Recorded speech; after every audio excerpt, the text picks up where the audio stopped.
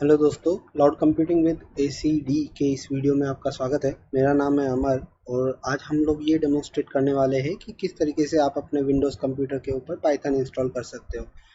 जैसा कि आप देख रहे हो, मेरे पास में ऑलरेडी एक सेटअप है। Don't worry, we will also have a look how to download your setup. So अगर आप लोगों के पास में सेटअप नहीं है तो आप लोग https://www.python.org पे जा सकते हैं।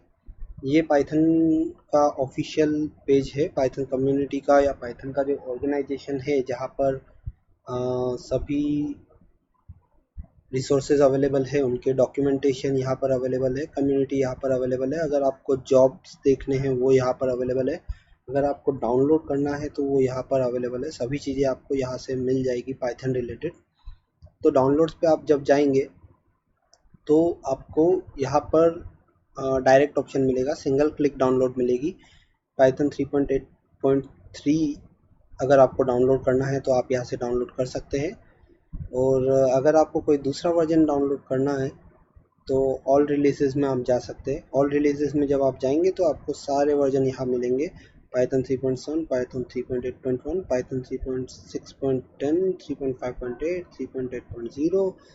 सो सपोज़ कीजिए कि अगर मुझे पाइथन 3.8.0 डाउनलोड करना है तो जब मैं डाउनलोड पे क्लिक करूँगा तो पूरा पेज एक खुलेगा। उस पेज के ऊपर मुझे अलग अलग तरह के डाउनलोड मिलेंगे। अगर मुझे मैक के लिए डाउनलोड लेना है तो ये रहेगा। ये लिनक्स के लिए प्रिफरेबल डाउनलोड्स है, टारबोल डाउनलोड्स। और मैं डायरेक्टली विंडोज़ के लिए जा रहा हूँ तो 64 बिट अगर डाउनलोड लेना है तो आप ये एग्जीक्यूटेबल इंस्टॉलर ले सकते हैं। और अगर x86 डाउन आपको 32 बिट अगर आपका ऑपरेटिंग सिस्टम है तो आप ये x86 एग्जीक्यूटेबल इंस्टॉलर ले सकते हैं। मेरे पास में ऑलरेडी 3.7.4 का 32 बिट का सेटअप डाउनलोडेड है तो मैं यहाँ से डाउनलोड नहीं करूँगा। आप लोग यहाँ से सिंगल क्लिक डाउनलोड कर सकते हैं। फॉर एग्जांपल मैं आपको क्लिक करके दिखाता हूँ। what do you want to do with python 3.8.0 amd64.exe? you want to save it? yes, आप लोग सेव कर सकते हैं, सेव एज कर सकते हैं। जहाँ आपको सेव करनी है फाइल उसको सेव करके और रन कर सकते हैं डायरेक्टली। तो डाउनलोड के बाद में हम लोग इंस्टॉल पर आते हैं। मैं विजार्ड जो रहेगा, इंस्टॉलेशन विजार्ड सारे वर्जन्स का सेम रहता है, इसके अंदर कोई डिफरेंस नहीं होगा। इंस्टॉल नाउ पे आप लोग क्लिक कर दीजिए, डायरेक्ट इंस्टॉल हो जाएगा। अगर आपको कुछ कस्टमाइजेशंस करने हैं, पाथ अगर आपको चेंज करना है तो वो आप यहाँ से कर सकते हैं। कस्टमाइज इंस्टॉलेशन के अंदर आपको वो सभी फीचर्स या लोकेशन चेंज करने को ऑप्शंस मिलेंगे। ऐड पाइथन 3.7 टू पाथ, या यहाँ पर आपका जो भी वर्जन रहेगा 3.x, अगर मैं कहूँ कि जो भी वर्जन आप डाउनलोड कर रहे हैं पाइथन का, उसके लिए ऐड पाइथन टू पाथ का ऑप्शन आपको रहेगा। तो इसको हम ऐड कर देंगे क्योंकि अगर आप डॉस में या किसी और दूसरी यूटिलिटी में आप अगर पाइथन का यूज़ करना चाहते हैं तो rather than typing this whole long path, आप लोगों को केवल पाइथन 3.7 वहाँ पर लिखना रहेगा। तो इंस्टॉल नाउ पे क्लिक करते हैं। ओके, ब्लैक स्क्रीन यहाँ रिकॉर्ड नहीं होगा। इसके अंदर मुझसे परमिशन मांगा जा रहा है कि do you want to allow this application to make changes to your device Python 3.7.4। Yes, I do want. तो इंस्टॉलेशन चालू हो गई है और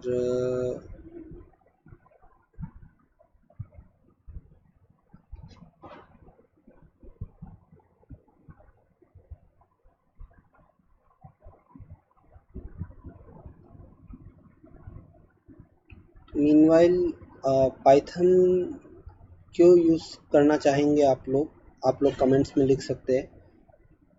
पाइथन आज की तारीख में डेटा साइंस में यूज़ होता है, पाइथन ऑटोमेशन में यूज़ होता है, पाइथन स्क्रिप्टिंग में यूज़ होता है, पाइथन वेब डेवलपमेंट में यूज़ होता है, पाइथन ग्राफिकल यूज़र इंटरफेस के लिए यूज़ होता है। पाइथन आज की तारीख में दुनिया की सबसे वर्सेटाइल लैंग्वेज है, ऐसा आप कह सकते हैं, क्योंकि इसकी कम्युनिटी भी बाकी लैंग्वेजेस के कंपेयर में, बाकी लैंग्वेजेस की जो कम्युनिटी है उनके कंपेयर में इसकी कम्युनिटी काफ़ी ज़्यादा बड़ी है और इसका सपोर्ट भी काफ़ी ज़्यादा बड़ा है।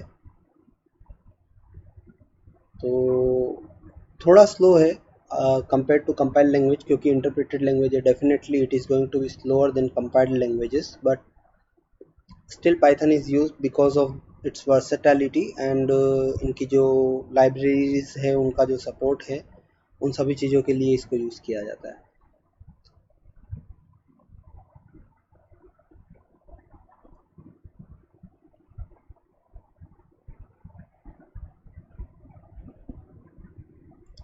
Installation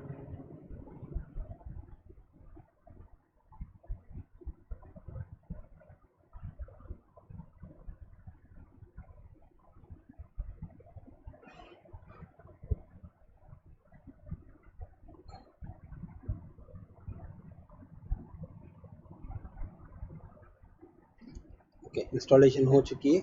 disable path length limit को हम लोग छोड़ देंगे। हम लोग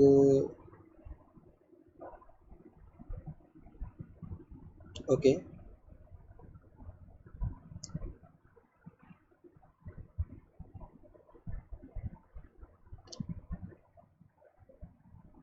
okay it is saying that मेरे मशीन में मैक्स पाथ का लिमिटेशन 260 कैरेक्टर्स का है, उस कारण से पाइथन नहीं ऐड हो पाएगा पाथ में। इसको इस लिमिट को डिसेबल कर रहा हूँ ताकि पाइथन 3.7.4 मेरे पाथ में ऐड हो सके।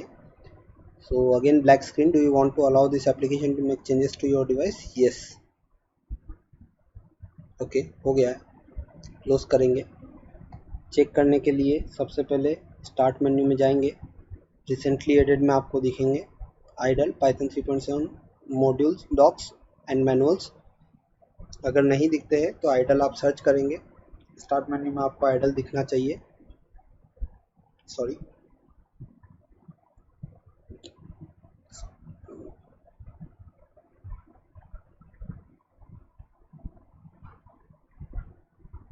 मीनवाइल आइडल आपका रन हो चुका है। ये पाइथन का रीड इवैल्यूएट प्रिंट लूप का शेल है। इस शेल को REPL शेल कहते हैं, R for read, E for evaluate, P for print, L for loop. ऐसा क्यों कहते हैं? क्योंकि आप यहाँ पर जो भी कोड लिखते हैं वो रीड किया जाता है इस शेल के द्वारा, फिर इवैल्यूएट किया जाता है इस शेल के द्वारा, और उस इवैल्यूएशन का जो भी आउटपुट आता है वो आउटपुट प्रिंट किया जाता है इस शेल के द्वारा।